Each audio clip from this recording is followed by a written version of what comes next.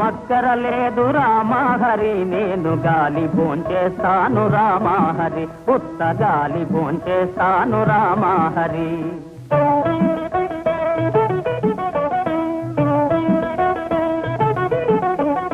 గాలితో పాటుగా రామహరి వీరు గారిలే తింటారు రామహరి నేటి గారిలే తింటారు రామహరి